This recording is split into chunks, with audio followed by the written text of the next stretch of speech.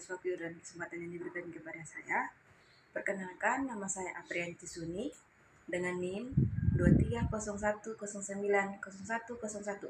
Di sini saya akan menjelaskan metode yang saya pilih, yaitu Game Basic Learning. Ya, baik.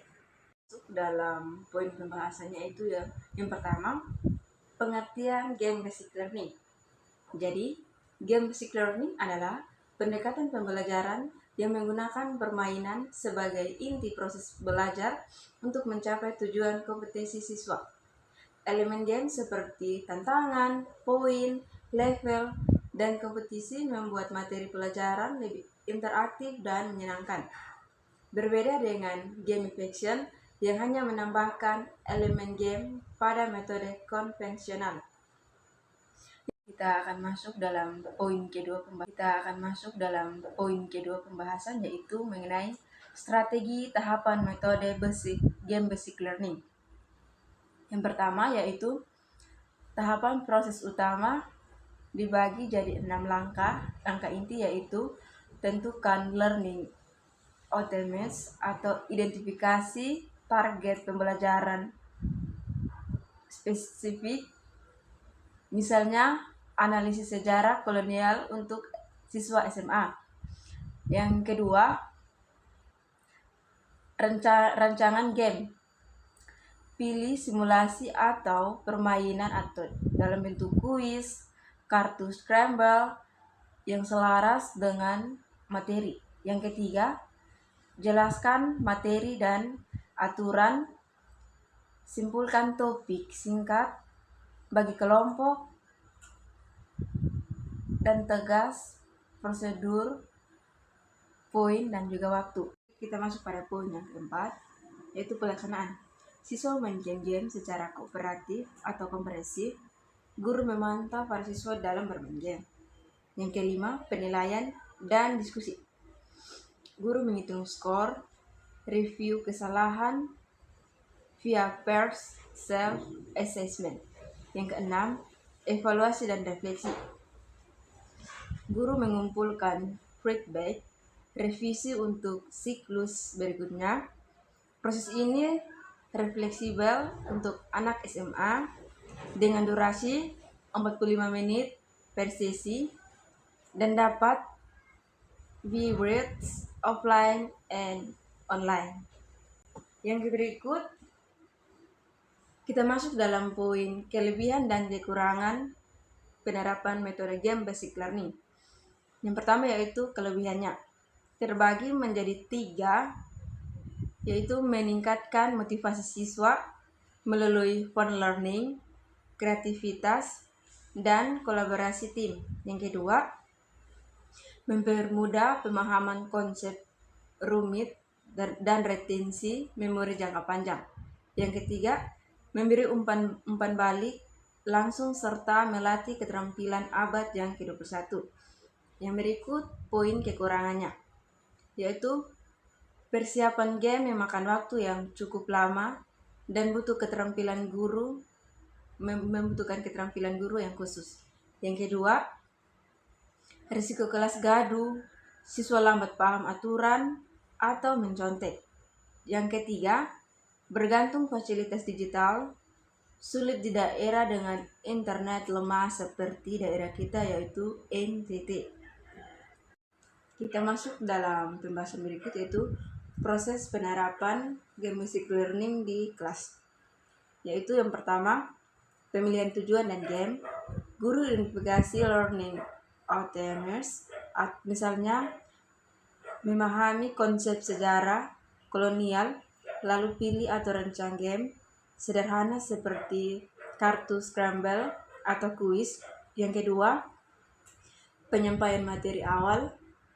Jelaskan konsep dasar materi secara singkat dalam waktu 5-10 menit sambil memperkenalkan aturan game bagi siswa dalam 4 kelompok. Yang ketiga, distribusi alat dan instruksi. Bagikan media game maupun kartu soal jawaban jika Google jika digital. Tegas poin, waktu, dan peneliti untuk kompetensi sehat. Baik, yang berikutnya adalah pelaksanaan dan penutupan. Bermain game, siswa jalankan aktivitas kooperatif dan kompetitif dalam waktu 15-20 menit. Guru memfasilitasi dan memantau diskusi yang berjalan. Yang berikut, penilaian instan. Hitung skor, guru menghitung skor, umumkan pemenang, dan juga diskusikan keaslian atau via peer review untuk pemahaman konsep. Yang berikut, refleksi. Kumpulkan feedback siswa dalam waktu 2-5 menit, evaluasi efektivitas untuk revisi siklus berikutnya. Yang berikut, kita masuk pada poin yang berikut, yaitu kesimpulan. Kelebihan tingkat motivasi siswa, retensi materi, kreativitas, serta keterampilan kolaborasi melalui elemen game seperti poin dan kompetisi. Kekurangannya, butuh persiapan waktu yang lama, risiko kelas gaduh, dan ketenangan fasilitas digital yang sesuai dengan daerah kita seperti NTT. Yang berikut itu, proses penerapannya ada 6 tahap sistematis, yaitu tujuan, rencana, instruksi, pelaksanaan, penilaian, dan refleksi. Dalam waktu 45 menit, fleksibel, offline, and offline. Dalam metode yang kedua, yaitu metode debat. Jadi, pengertian metode debat adalah strategi pembelajaran aktif yang menghadapkan peserta atau siswa pada isu kontroversi, membagi mereka ke dalam tim pro dan juga kontra untuk saling bertukar gagasan atau pikiran, berargumentasi secara logis, dan mempertahankan pendapat berdasarkan bukti. Tujuannya untuk meningkatkan kemampuan berpikir kritis, berbicara, serta menghargai pendapat. Strategi tahapan metode debat di dalam kelas yaitu tahapan pertama, tahapan persiapan, terbagi menjadi 4, yaitu penetapan topik atau isu kontroversial. Yang kedua, pembentukan tim pro maupun kontra. Yang ketiga, mencari bukti dari berbagai sumber untuk mendukung argumen.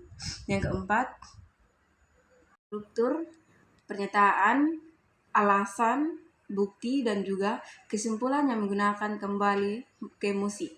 Yang kedua yaitu tahapan pelaksanaan terbagi menjadi 3. Yang pertama, pembukaan oleh moderator, mengenalkan mosi, memperkenalkan tim, dan membacakan tata tertib. Yang kedua, setiap tim menyampaikan argumen dasar mereka secara bergantian tanpa interupsi. Yang ketiga, inti dari debat di mana antara tim saling menyanggah argumen lawan dengan data akurat dan logika yang kuat. Yang berikut, simpulan. Setiap tim memberikan pernyataan penutup yang merangkum posisi mereka setelah mempertimbangkan sanggahan lawan. Yang ketiga yaitu tahapan penutupan dan evaluasi. Yang pertama, penilaian berdasarkan kekuatan argumen, cara penyampaian, dan kepatuhan pada aturan. Yang kedua, memberikan evaluasi kepada peserta mengenai kelebihan dan kekurangan argumen mereka untuk pengembangan kemampuan berpikir kritis. Yang berikut, proses terapan di dalam kelas. Yang pertama, tahapan persiapan. Guru menentukan topik debat yang aktual dan menarik bagi siswa. Yang kedua, siswa dibagi menjadi 2 kelompok, yaitu pro dan kontra. Yang ketiga, kelompok mencari data atau bukti dan alasan kuat untuk mendukung posisi mereka. Yang berikut yang kedua, tahapan pelaksanaan debat, yaitu yang pertama, moderator membuka debat,